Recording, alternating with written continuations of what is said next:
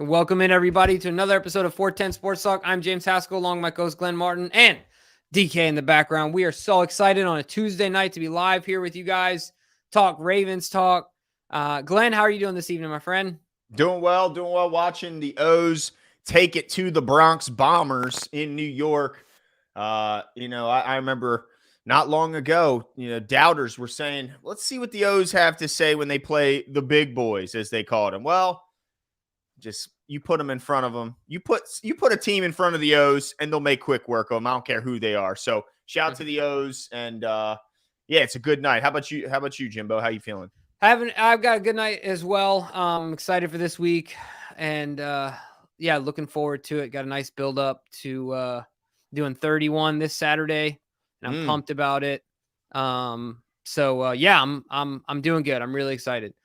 Nice. But the family's doing good. And the other thing I'm excited about too is I stopped by Ellie's yesterday just to chat and let the owner know our plans. And we are super excited. Of course, if you guys don't know by now, we're going to be at Ellie's Tavern again this Saturday at 6:30. We have 3 special guests. Q, of course, Kadri Ismail, Tony Thornton, who we've had on the show a ton, and Cordell Woodland, who we've never had on the show. We're so excited. Here's the banner right now. DK's getting ready to throw it up. But make sure to join us this Saturday at 6:30. Nana's going to be there. The crew is going to be there. Make sure you guys roll up. Have a good time. Talk Ravens with us. We're going to be taking questions from you guys. It's going to be like an AMA thing. If you guys were there for the draft event, it was a little different, but this is going to be more interactive with those that are there. So come hang out with us. Come kick it, get some great food, get some drinks if you feel so obliged, and hang out. I'm looking forward to it, man. Yeah, this is going to be an absolute blast. Hanging out with a Super Bowl champ. Yeah, nothing like it. Yeah, no doubt. And then I'm excited to have Cordell on. I mean, we've never had Cordell. I'm a fan of his show. He runs the Shaking Up Sports, so it's 6 o'clock hour. I think he's doing a great job. And of course, always good to see our buddy Tony. It's been a while. He used to be really a regular on the show.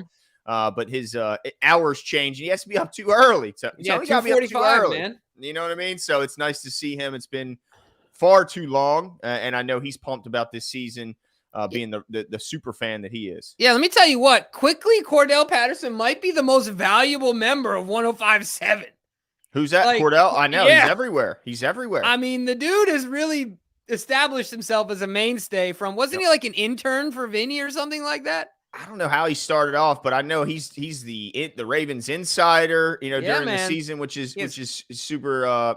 It's good to have him on. And then also he can run a show by himself, and that takes talent. Yeah, absolutely. So we're really excited. Make sure you guys come stop by, and of course we'll keep talking about that and posting on social media. But Ravens talk is what we got tonight, just like every night. If you guys see in the title, we're going to talk about a few things. Obviously, we're going to talk about Lamar being at OTAs, Superman finally showing up, cape on. We're going to talk about Chuck Clark's recent comments in regards to his parting ways with the Baltimore Ravens and some recent team cuts and more, all your super chats and things like that. So, Glenn, I think we should start with some team cuts. I know there's one in specifically that we're going to be talking about. What's the news, man?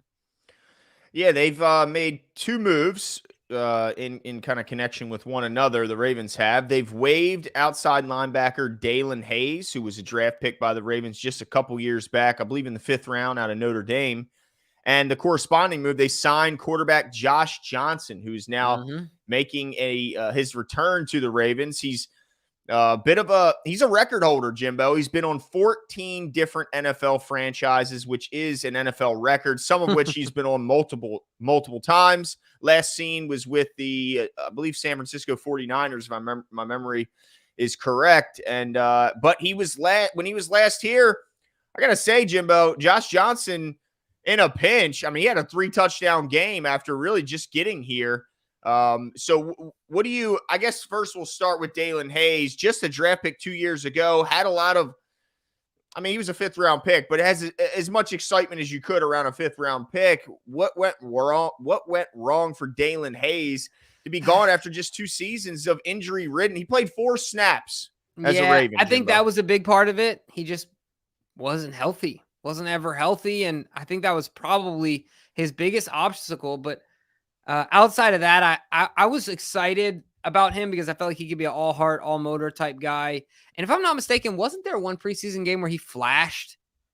I feel like there was. Well, Where in he was, camp, he was looking more polished as a rusher than Owe was at first. yeah. But I felt like there was a couple times where we saw him live and he got close. And he was real active and things like that, if I recall correctly. But ultimately, I think the health is what went wrong. And then the other thing too was that, I don't know, I think maybe every once in a while when you make the step up, it's a big step up athletically speaking. And some guys just might struggle with that. I don't know if that was the case. That's just an assumption, but I think ultimately it came down to health. Yeah, no doubt. I mean, the guy could just couldn't put it together and stay on the practice field. And if you're not practicing, especially as a young player, you're not getting on the field come Do you think he gets Sunday. another shot somewhere else?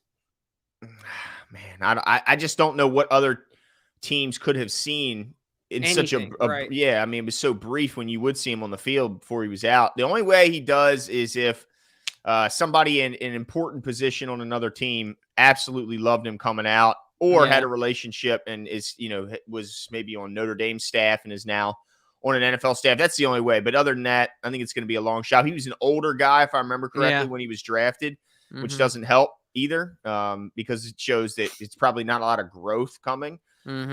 So yeah, disappointing, but not a good sign when you consider the room isn't necessarily star-studded. Got some hopes for young guys, but right. Yeah, it immediately makes you think like, dang, they couldn't have trimmed the fat anywhere else.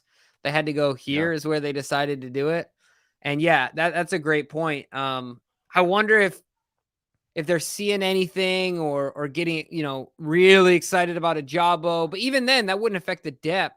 Maybe they're getting excited about it, and I keep forgetting his name, Mississippi State kid from Canada. Tavius Robinson, yeah. Yeah, maybe they're really excited about Jeremiah him. Moon, he flashed a little bit last year. He did. You're absolutely right. But Malik Ham is still on this team. Kelly Sanders. Yeah. I've never heard of either one of them, to be totally honest with you, Jimbo. So the fact that they cut Dalen Hayes and those guys are still here, it's not a good sign for Dalen Hayes, but we wish him all the best. What's your thoughts on them bringing in Josh Johnson in the corresponding mood? Just a camp arm or something more? Didn't they just amend a rule, the third quarterback, like emergency? I know it was on the table, but I didn't see if it ended up getting through. It ended up getting through. Okay. He's a nice third. Double check me on that, DK. But I'm pretty sure it did. And if it did, this could be that play, right? I don't know all the stipulations behind that, but look, man, I like you said, the only time we saw him play, he had 3 touchdowns and a half. Yeah. Like, you can't knock the guy that much. And obviously he didn't do well. I thought he was going to come out there and save the Niners. Yeah, I know, right? He looked terrible. Did not happen. Yeah, he looked awful. But yeah, I think it's interesting because it's not the same offense. So camp arm is one thing, but it's not like he could. Yeah, he's learning just like every other quarterback. Does that mean Anthony Brown? Should we worry looking over his shoulder? Yeah, that's a bummer. Yeah, that's a bummer. I liked Anthony Brown last year. I mean, I thought he did well for the positions he was put in. Yeah, showed poise in a tough position up in Pittsburgh. But yeah. So look, it might just be a camp arm. But look, ultimately, it's not the worst. If he ended up being our third quarterback, it's not the worst situation in the world because he's a vet. He's a proven guy. He knows how to be a professional. He's always prepared. So, I mean, you can't really say anything bad about the guy. No. All he wants to do is play football, obviously. That's it.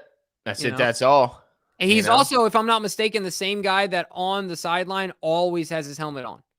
I believe. Oh, he's always ready. He's always locked in. I believe he always has his helmet on, something quirky like that. So look, he's always ready, man. So look, I'm happy for him more than anything.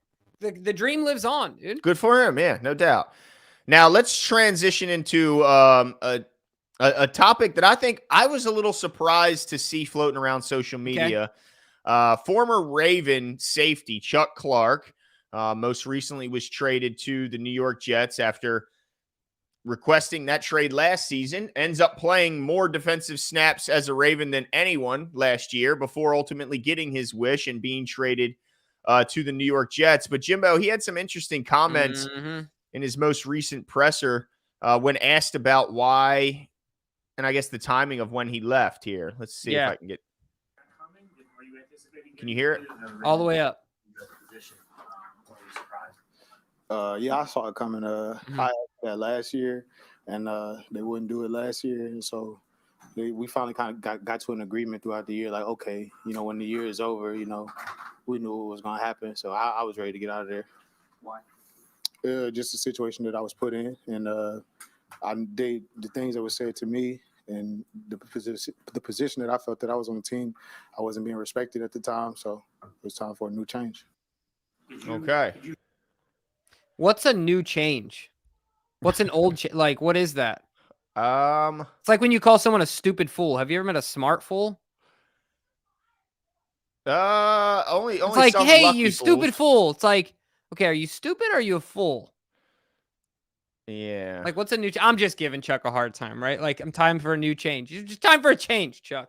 What was your initial reaction here? I had a lot of feelings. Well, my whole thing was, I get why he wanted to be. Look, I get his frustration, right? He was probably, a year ago before Kyle Hamilton was drafted, he was probably had his eyes set on an extension here. Probably thought, look, I'm wearing the green dot. I'm playing more snaps than anyone on defense.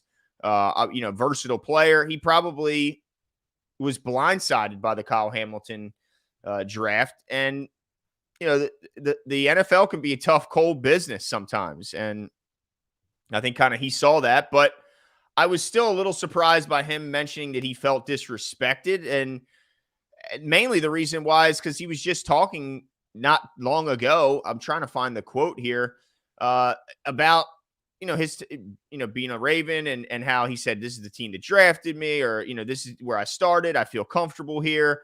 And then not long after he says, oh, here we go. I have it right here. Kevin Ostreicher pulled up on the 16th of January. He said, this is the team that drafted me. I've been here all my career. I'm comfortable here. And then just yesterday saying he felt disrespected. So I'm not, I look, it's a tough business. I get being defensive and getting, not loving when you see your draft or you see them draft your replacement, but I don't know. Is that disrespect, Jimbo? I mean, I guess. Well, I don't know. This is the way I would say it. They didn't expect it. They didn't probably want to, right? Right. They had to. He fell. Right. We've kind of talked about this before in other occasions where, like, it's hard to turn that. You tell an elite athlete to turn everything that's made them who they are off and to, like, play second fiddle. It's just not in a lot of people's DNA, right? Like, especially folks in those high leverage positions. So I get his feelings. And I can't say I wouldn't feel otherwise. I just think that I don't think that his words specifically or correctly articulated what he really meant. I think that if he could go back and say it again, I think he would say it a bit differently. In that, I think anybody, it's fair to say, oh, I feel disrespected. I get it. But my point is that when he said the things that were being said to me, I think that maybe he was referencing the fact that maybe, like you said, 12 months ago, he's like the guy, right? And then all of a sudden, Kyle Hamilton comes in. But I don't know if I just feel like it was real. Because look, the Ravens, I feel like it was a bit harsh on Chuck's part because the Ravens gave him the best opportunity they could for I'm not saying he didn't earn it. Like, he went out there and took it, right? But they supported him through the Earl Thomas situation. True. They gave him the benefit of the doubt there. Now, it might have been very clear, right? Like, it might have been every teammate hated this guy. Right, and that's fair. But ultimately, he was supported by his team. He was given every opportunity to play. He was obviously given great coaching to help develop him. And so the Ravens did a lot positive for Chuck's career. And when he wanted to trade, it's not like they never said they'll trade him. They got him to a situation that, to presumably a winning team, when I'm sure there was other bidders. They always do. So, bit of a bummer to me to hear Chuck say that stuff, because I think the Ravens did a lot of good things for him. Ultimately, he could have said something like, look, business is business, and I understand it's a business. Yeah. Yeah, he could have, thanked him for, like you mentioned, all those things that they did allow him to do. And this is the thing. I'll tell you what, related and unrelated, I feel like you never know when things come back around. Life comes at you fast. And so if you kind of burn some bridges, Chuck could be looking for a job again in 2 years, and the Ravens could be looking for an exact guy like Chuck in 2 years. Yeah. And comments like that are going to stick with Eric. No, that's a very good point, Jimbo. Absolutely. So that's the only bummer thing about it, because I thought that Chuck was an exemplary Raven. I thought he did a great job, and he was a Baltimore Raven in a lot of sense of the word. Like, he was a hard hitter, dependable, smart, fast, physical player that can't, like, speaking of his draft position to where he ended up playing, he like came from the dirt. He earned it all. Like, Yeah, I love those guys, but that was a bit of a bummer to me to hear. Yeah. And again, get his frustration. For sure. But you can't be upset at the Ravens for taking a guy, just like you said, Glenn, that fell. Like, you can see both sides very clearly. Right. Yeah. And, he's going to get paid. And the reason he's going to get paid, again, he deserves an absolute ton of the credit, but you got to give the Ravens some credit for giving him the opportunity where I don't think there was many teams lined up to do so. Somebody in that locker room believed in Chuck. No doubt. And this is the last thing I'll say. The biggest thing that was interesting about all this, I'm still shocked that Witt or that, oh my gosh, why did I just say Witt? Witt is the coach at the University of Utah, Whittingham. Wink Martindale did for what did we get, a conditional 7th or something like that? Yeah, almost nothing. Why didn't he call him up? I know. That was the biggest shock to me. Yeah, now Chuck goes into a great secondary, like an opportunity to really, really play well with those guys around, and a great defense overall. Yeah, and now a great team with Aaron Rodgers under center. The Ravens always trade guys to good situations. You got to give them credit. 100%. They're not trading guys to the basement, and they're not. No, they trade guys to situations where it's almost always a win-win for the team and the player. Yeah, 100%. We should probably get to Connor's super chat. And then we'll get to our next, what y'all came for. And that's here to talk about Lamar Jackson, right? Mm-hmm. Connor here says, "Hey guys, should Ajabo get 55 from Suggs if he plays well? Then when will OBJ show up for OTAs?" This is really simple for me. Number one, under no conditions will David Ajabo get number 55. Yeah, no conditions. To me, he's a top 3 defender in Ravens history, clearly. And in how many other franchises would he be their best defender of all time? Right. Like, you know what I mean? It's just, he had Ed and Ray. It's not an exaggeration. And it's not even like it goes Ray, Ed, Suggs is way down here. Right. To me, they're like one ABC in their respective positions. He's that good. Yeah. Yeah. So never. And then the other question is, I don't know how much I care when OBJ shows up for voluntary stuff. I mean, it's great, but I'm riding with Kadri, especially for guys coming off an injury. Get your body right, do your thing, get ready, because we all know that John Harbaugh's camp is going to be brutal. Oh yeah, it always is. But I if you asking predictions, as early as tomorrow. Yeah, I think it's possible because of the next topic we're going to get into. But as long as number 8's there, I wouldn't mind. I mean, look, what's the negatives? Again, do it smart. Make sure you're not overexerting yourself. Make sure, and there's no one. It's not like he's going to go up against Marlon. He's going up against Air, so I don't see the negatives of him showing up. Maybe not a ton of positives, but there's at least some positives to getting your head in the playbook and starting to build the chemistry with those around you. I don't see. I don't see it, but I agree with you. Number 55 ain't happening now. Tomorrow, it's untouchable. There's like five or six untouchable numbers, and 55 is certainly one of them. Oh, hey, Iman, we live. Oh, you got it. We live. That's right.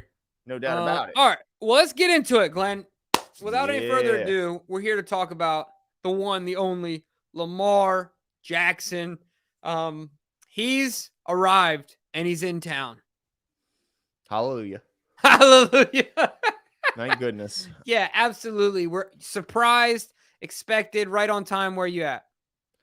I don't know if it's expected. I'm a bit surprised. I mean, I'm not stunned. I'm not shocked, but I am a bit surprised that he's come this early. I mean, I'm thankful. I think it's a good thing because now that he's there, I think everyone else, I think, will be there. If I remember correctly, the list was already pretty substantial as to those who are there. Really, Odell Beckham might be the only big guy that is missing at this point because from what I was seeing, Bateman's there, Flowers is there. Seems like everybody's there. So, I mean, this is big because anytime your leaders are showing up to things that aren't mandatory, I think it just sets a good example for the rest of the team. I certainly I think it's valuable for Lamar Jackson to be there with Todd Monken to continue to learn this new offense, to continue to learn the terminology and make it second nature. He's learning. Everything is going to be new this year. This isn't like if Roman was still here, obviously there'd be a different story. But this is all new team. I mean, all new coordinator. He's got to learn. He's got to learn it all. So yeah, I love that he's there. Now I will say this: let's pace ourselves. We don't want to be peaking in the summer, right? We want to be. Let's make sure we pace ourselves, not overwork anybody. I don't want to hear a swollen elbow. I don't want to see a sleeve on Lamar Jackson. I don't want to hear he's banging his elbow on helmets. Keep no one within 5 feet of Lamar Jackson. I don't want to have any opportunity for him to step on someone's foot and roll an ankle. Nobody. Yeah, did you see Aaron turned an ankle today? Exactly. They're calling it a calf strain, which always makes me nervous. It makes me think that Achilles injuries. Anytime I see a calf strain, I think Achilles every single time. So yeah, no one within 5 yards of Lamar Jackson. There should be coaches, whoever the underling coaches is, surrounding him with pads. Like, no way he should be anywhere near anyone. But yeah, I think it's a good thing that he's there. Yeah, absolutely. I mean, ultimately, it's a learning process for everyone in this offense. And we, like you said, we want to be gelling. We want to be ready to go. And right now is an opportunity to, if you feel fired up and ready to go, get out there and get some chemistry with your guys, get to know their tendencies and their preferences and things like that. So yeah, I'm looking forward to Lamar being out there. I want to dig into this topic a little further, kind of before we transition on to something else. What are your expectations? Realistic expectations. Like, I know Lamar said the 6,000 yards thing and things like that, but talk to me about what some of your expectations are for Lamar Jackson this year.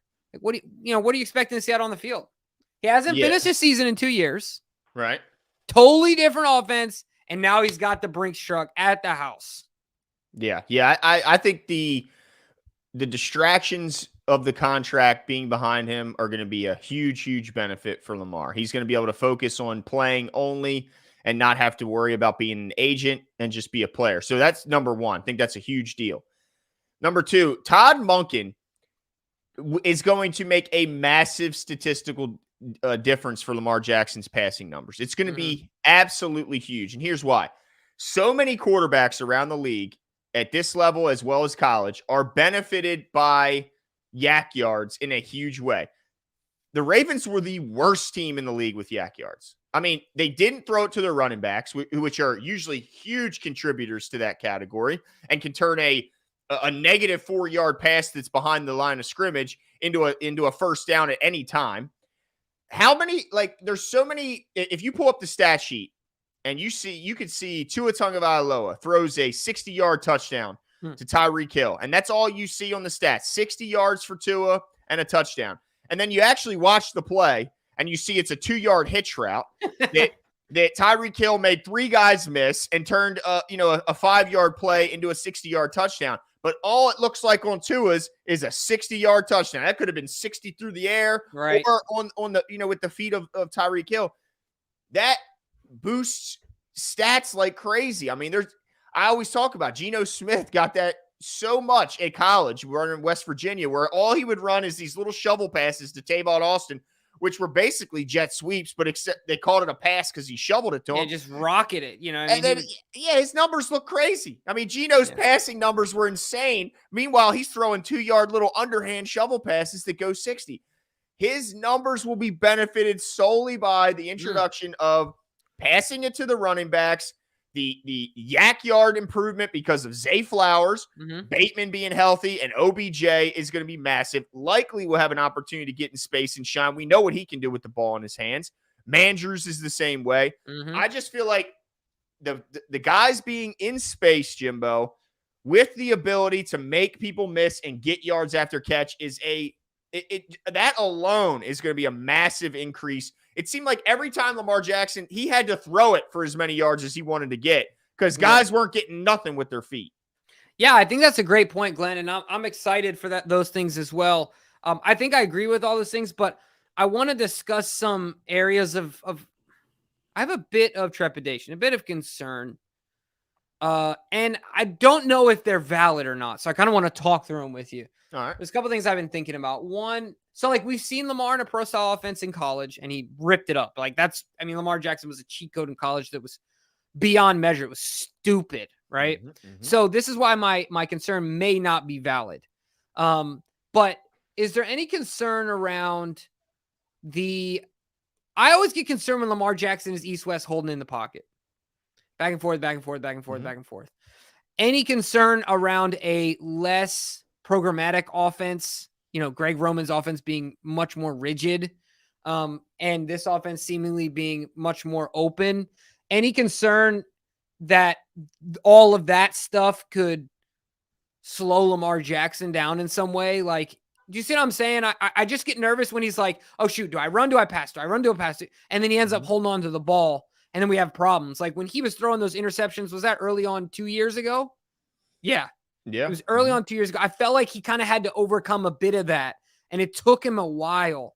But I felt like there was a lot of hesitancy there. And I feel like with the transition to the new offense, he's got new pieces around him. He's got new expectations, big contract, things like that. Does that come into your mind at all, as a concern, or am I just being overly concerned here? Well, I think that a problem. I just watched Kurt Warner did another video today. He dropped about the offense last season and kind of the struggles in the red zone. And I mean, Jimbo, as innovative, and we've said this 100 times. Everyone has, as innovative as Greg Roman was in the running game. Yeah, I mean, he just didn't spend enough time in the passing game in practice and install to make it more effective. And he broke down multiple routes, especially in the red zone where guys were in the same area. The windows, the opportunity was so razor thin. It would take, and even in some of those plays where you're like, where's he going with the ball? Lamar Jackson made a play. Like he figured out a way to make a play. I just think that we're going to have such a more sophisticated passing attack. He's not going to have to feel frozen because it's just a kind of hodgepodge of routes that don't seem to complement one another and don't seem to really, So you think there'll be more guys schemed open? Exactly. More guys schemed open. Yeah. So he doesn't have to do so much thinking and he doesn't have to do so much like threading the needle, buying time, all that magician stuff. Exactly. He doesn't have to do that. I think just having a more more sophisticated passing attack is going to make a big deal. But I will say this, Jimbo, he's going to have to, and I have no doubt that he can do this. He's going to have to get better because Greg Roman just didn't emphasize this at taking sometimes the more timing routes. If it's there, even if it's 4 yards, boom, take it, take the hitch route, get it in his hands, and let's see what this guy can do after he gets the ball in his hands. I will think there's going to be an adjustment period, but I think he's going to do it, fantastic. Yeah, no, I agree with you. It's funny because I feel like Lamar is the guy that he definitely wants his guys to eat, and I think he's okay with that. But there's also this, I've heard other people talk about it's the blessing and the curse of being the best player on the field at all times. But like you are convinced in your soul that every play you can take it to the house, right? And so it's harder to take those onesie twosies. But you know what I mean? If you have confidence in those guys, you guys can get it done. And I want to see my guy get it done. Like, let me show you. Right. OB's like, let me show you something, Lamar. Let me show you what I can do. Zay's like, my turn. Right. Let me show you what I can do. Like, it's different, right? Yeah. No, that's a great point, and I absolutely hope that happens. I'll tell you the other thing that comes to my mind. I hope I don't. Anyway, the other thing that comes to my mind, and it's only because they both played for Greg Roman for a couple years, and then Greg left. Do you remember the year in San Francisco when Greg left and Colin got the deal? And it was a dumpster fire. Wasn't good. Yeah. It was awful. Now, there are clear differences. One, Colin, Lamar, different players. Oh, yeah. Like, I thought Colin in his heyday was a good player, but certainly he's not Lamar. He wasn't, he's not Lamar Jackson. So that's fair to say. And the other part of it is that, like, I think maybe the Niners went from a good situation where they had, I think a good head coach and, they had the whole bulky conflict with Harbaugh and all those things to a worse situation ultimately. Yeah. And I think the Ravens are maybe going from what was not the worst situation. It was a decent situation with Greg to what we believe to be a better one. Mm-hmm. But I don't know. It's hard for me to like not put those things in the same category and get a little nervous about this transition as well. Only because Greg left, Colin was a two-way, was a quarterback that could run, and a lot of his plays are made off athleticism. And now we're having this new offense in that's totally different than what we've seen Lamar do in the pros. So part of that gets stuck in my head too. Mm-hmm. Yeah. Well, I mean, should I not be concerned? Yeah. I mean, you said it yourself. I mean, he's so much better than Colin Kaepernick. Yeah. Fair. I mean, that alone makes it like, I'm not really worried, because I just think Colin may have been exposed where I don't think Lamar is going to have that issue. DK says maybe that's why Lamar's present at OTAs will be a big deal. I mean, certainly, not only is it a big deal for him, in this important season. I know he got his bag, but I think it's still an important season. The guy wants to prove he's worth it. And of course, the Ravens are built to win right now. This isn't a team on the build, on the rot. They are ready right now. So I think it's a big year. But also what it does is it gives nobody else an excuse to not be at OTAs. Like if Lamar's there, I should be there. Yeah, you better be there. Yeah. Like there's really no excuse for anyone on the offense to not be there now that he's there. And of course on defense, those big time leaders have been there from day one. So I don't think there's an excuse for anyone. Unless I guess there is some excuses out there in life that might come up, but sure, not many. Sure, no, not too many. Now I want to change the subject here, Glenn, and I want to talk about something you touched on, but I want to dig into this as well. Rashad Bateman is back. Mm-hmm. Great news for Rashad. I'm sure he's been busting his butt to try and get back to recover, and I'm sure he's excited because he was very vocal about Steve Saunders. I'm sure he's stoked that he's gone and he's working with a new staff. All those things. And we're excited to have Bateman back. But what I really want to talk about is what this season means for Rashad Bateman and what it could look like. Okay, perfect. Eli Hoff says, it's good to see Bateman back again. Is this a breakout year for him? I was thinking body odor for some. That's exactly where I went. I can see that. And if it is, what kind of numbers you guys think he'll get? So yeah, I mean, this is basically what I want to talk about. So I'm glad Eli queued us up here, but talk about what's going through your mind with Rashad Bateman this year, man. Man, this could be a big year for him. I just hope that his foot's good. I hope he's healthy. We saw glimpses of him last year. I mean, this guy, he is ready to absolutely put the league on notice. I mean, his route running was storied coming out, but what I didn't know about his top end speed. I didn't know about his ability once the ball is in his hands to turn something into or nothing into something. He's been, I think, more than advertised when he's on the field, more than I expected when he's on the field. It's just all comes down to, can they keep him healthy? And I think getting rid of F- Q calls, Steve Saunders is a huge step in the right direction. I think the Ravens maybe were a year late in doing that, but better late than never, and got rid of him now. There is no reason, in my opinion, he can't go for 1,200 yards this year, 7-8 touchdowns. I don't think that's outside of the realm of possibility. If he's healthy, he is going to have an absolute monster season, and especially if those around him stay healthy. If Todd Monken has Zay Flowers, OBJ, and Bateman at his disposal for 14 of the 17 games at a minimum, man, I mean, they can certainly they could get mismatches all over the field. I mean, it's just going to be. I mean, he's got to be cheesing from ear to ear right now, Monken, thinking in the lab while all those guys are currently still healthy. He's got to be thinking, man, this is. I mean, I got guys everywhere. So certainly Bateman is going to, because look, you got to respect OBJ because of what he's done up to this point in his career. You got to realize what Mandrews is doing over the middle. And then Zay Flowers is going to cause so much attention to be drawn that Bateman's going to have some pretty sweet looks there going up against him.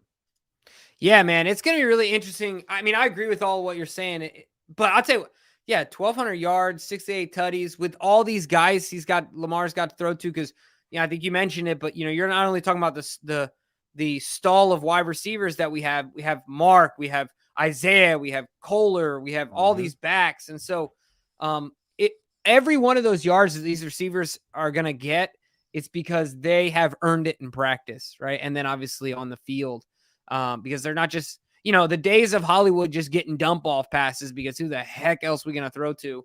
are over, right? They're certainly over, but I'm hoping that that's the case with Bateman. I think also it can, just like you, it can be a breakout season for him, and he can really put it together. That was actually what I was going to mention too. I mean, the breakout speed was impressive. I mean, we just saw it briefly last year, and it was like, whoo! I mean, that was a lot of fun. He's definitely he can take a slant, but and that's surprising as well. But the long strides when he gets out on the long passes, it's hard for guys to keep up with him. So, what I'll say is that one of these three is going to have to take less. Who's it going to be? Well, one of them's going to have to do it. What do you mean? Because Mark's getting fed. Mm-hmm. That's his guy. Yeah, Mark's getting fed. I mean, OBJ is the biggest diva in the room. Like, let's just call it what it is. Like, I'm happy that he's here and I'm excited, but he's certainly probably the most likely to get disgruntled if he's not getting his target share. Yeah. Yeah. And so who is it? I mean, if you had to put your money down somewhere, who gets? Well, I think there's going to be guys that lead in different ways. Like, I think there's a chance that Zay Flowers could end up with more touchdowns than Bateman, just simply because of he could hit, like kind of like Marquise did in his rookie year where he had 7 touchdowns and kind of surprised everyone. He could have more opportunities for that deep ball. But then, some could say, well, I don't know about that. Maybe Bateman has the more touchdowns and Zay has the more catches. That's what I go to immediately. I think that Zay gets the underneath stuff really easily. Yeah. Right? And whatever he does with it, he does with it. But I think, I would agree with that as well. I mean, so yeah, I guess that's a good point. I mean, but somebody's gonna get the short end of the stick. I think it's gonna be Duvernay when they're all healthy. As the third of 4 kids, somebody's getting the short end of the stick. That's right. I think it's gonna be Duvernay if guys are healthy. And the thing is, it's tough for Duvernay this year. Is I don't know if anyone's in the chat, if everyone in the chat has realized and noticed, is that another rule change this year. The NFL owners just approved a fair catch anywhere on a kickoff is immediately put at the 25-yard line, which nullifies the high short pop-up kick we've seen most recently everyone using, where they try and pop it up and kick it. It's somewhere inside the 10 to 5-yard line, and then they come screaming down and attempt to tackle you before the 25-yard line, where it would be if you had a touchback. So that nullifies the high pop-up. There's no more. So how many kick returns are we realistically going to see throughout the entire season? Like, how many opportunities is Duve even going to have as a kick returner? Yeah. He might have some more as a punt returner. That's up to the defense and how many stops they provide. But I think it's going to be tough for Duvernay unless there's an injury for him to crack. But I will say Monken has said that everyone eats. That's his idea of balance, not run versus pass. It's everyone threatens you all the time. Yeah, that's a good point. I just feel like I hope no one gets disgruntled. Right. But I hope it won't happen. If they lose a couple, you might start seeing some tweets. Yep. So the way I want to wrap this up, Glenn, is I want to talk about, I think in the next show, we'll dig deep into the tight end room. Mm-hmm. But I do want to talk about Charlie. Oh, yeah. Please. So I thought this was DK that put this up here. I want to talk about Charlie Kohler. Yeah. You want to talk about Kohler? I do. Talk about Kohler. Well, also for you guys, first of all, he's Saturday, 6'11". Yep, he's gigantic, and he's totally reshaped his body and is ready to absolutely ball out. But before I do that, and the reason I brought this up, the 27th, Ellie's Tavern in Canton, 6:30. You got to be there, 6:30, 8:30. Even if you pop in late, who cares? Kadri Ismail, Super Bowl champ, will be there in the building. Can meet the missile. Yeah. Cordell Woodland, 105.7 The Fan, will be in the building. Tony Thornton from 98 Rock will be in the building. Of course, me, Jimbo, DK will also be there. So you got to get out there. But the reason I brought Charlie Kohler up, and we're going to ask Q about this. Kadri Ismail was asked for a hot take. His hot take was, this is the year for Charlie Kohler. And he went a step further, because that's not a hot take. He says that these last few years, with Mark Andrews being injured down the stretch, he thinks that'll happen again this year. Charlie Kohler will capitalize on the Mark Andrews absence. And then next year, Mark Andrews may not be here, because Charlie Kohler is going to make that kind of leap. So I got to ask you, when we see him, Because that's a hot take. I mean, that is hot. You're talking about he's going to take Mandrew's spot, but that's how much he's liking what he's seeing out of Charlie Kolar this early on. But if that's the case, forget next year and replacing and all that. Just knowing that that's how good that guy's looking. He's our third tight end. I think we all feel pretty damn good about Mandrews and what likely shown in year one. If Kolar is as good as Q is hyping him to be, if he's half as good, scary. Yeah, exactly. Yeah, so I did see that, and he was double down and all over Twitter. Dude, he's not playing. No, and I'm excited on Saturday to get into it as far as why he specifically believes that. But we saw just in a short stint, the kid's got hands. Mm-hmm. He can run a route. Mm-hmm. He knows how to use his body really well. All those things are exciting because those things are hard to teach. Like, they're kind of just God-given. And they can be taught, but within a certain range. So yeah, I'm really excited about Kolar, and I'm looking forward to seeing what he can do. I don't know. A lot of people, you probably saw the picture of him next to Falele at the Preakness. Yeah. And it said Falele's listed at 6'8", Kolar's listed at 6'6", and he was huge, at least 2 inches taller. I mean, the guy looks like he's 6'10". I don't understand. Yeah, it was stupid. Yeah. Like, it was ridiculous.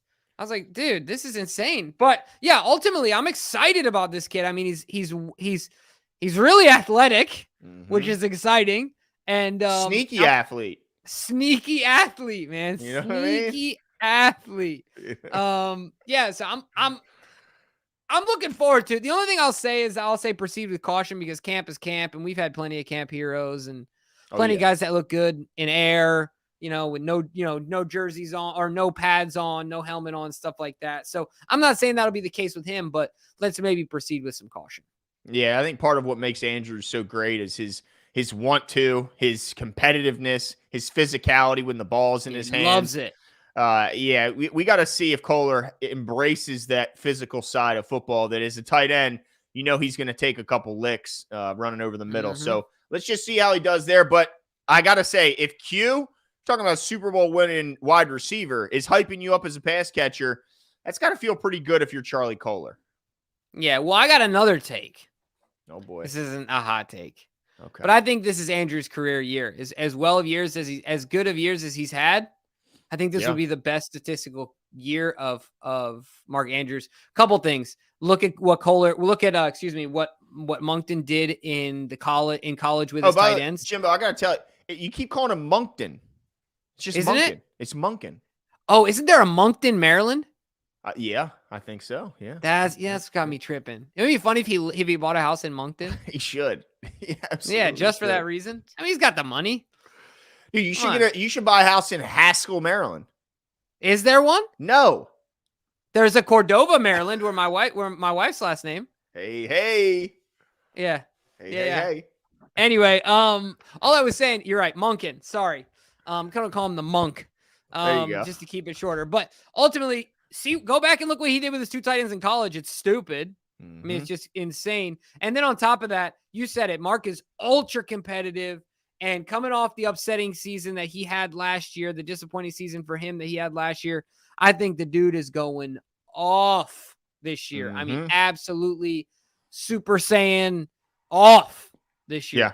Oh, he is. And you know what? I love when Monken was asked about, well, you threw it a lot to your tight ends this year, even more than your wideouts. And everybody was like, oh, is that what he's going to do here? He's like, well, that's just because my best players were my tight ends. So I threw it to my best players. And if my best players were other places, I'd have thrown it to that. Like, I love that he's just like, those are my best players, so they're going to get the ball most often. Like, I love it, because use your talent and get it to your best guys the most, right? That's typically what you want to do, if you want to be a good offense. But, yeah, as I see people bringing his name up, Jimbo, can we make an agreement that we're not going to talk about James Prochet as a camp, his camp heroics? There will be no James Prochet talk on this program.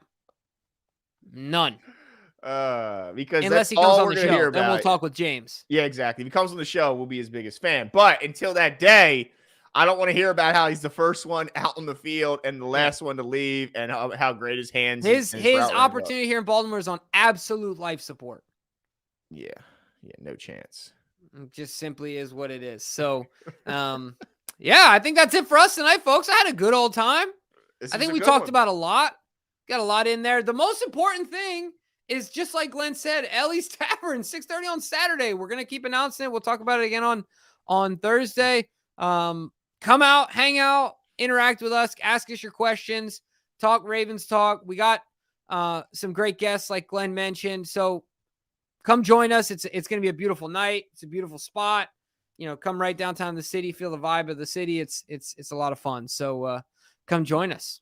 No doubt. It's going to be a blast. The Ravens, the Orioles will, I think, be on television at that point also, which would be nice to kind of have them up, and hopefully they'll keep doing what they're doing right now, which is beating the Yankees. Actually, I think they'll be done with the Yankees come Saturday, but hopefully we'll be celebrating another series win for the O's as they continue their dominance this season and chasing down the Rays for the #1 spot, not just in the division, Jimbo, but in Major League Baseball. You're talking about only the second. And aren't the Rays down 20-1 right now? Are they really? I only have the O's game up, so but sorry, I didn't mean to cut you off. No, that's cool. That's cool. Look, the Orioles got the 31 wins. There's only one other team that has 30, and that's the Rays. This is a team that, it's a super exciting time to be a fan in Baltimore with the Ravens looking as good as they're looking, and the Orioles doing what they're doing. This is the most exciting time as a Baltimore sports fan that I can remember in quite some time. Yeah, absolutely. Just like Glenn said, I'm getting excited about it as well. So let's go O's. Make sure to come join us and hang out. It's 20-0, right? 20-1 right now. The Tampa Bay Rays are getting smashed. What inning, DK? Man, that's a beatdown. Oh, it's over. It's over. Okay. Whew. Mercy rule. Yeah, there you go, for real. But make sure to join us. You guys see it up on the screen. Come hang out with us. We'll have a great old time. But that's it for us tonight, folks. Have a great one. We'll talk to you soon. See you.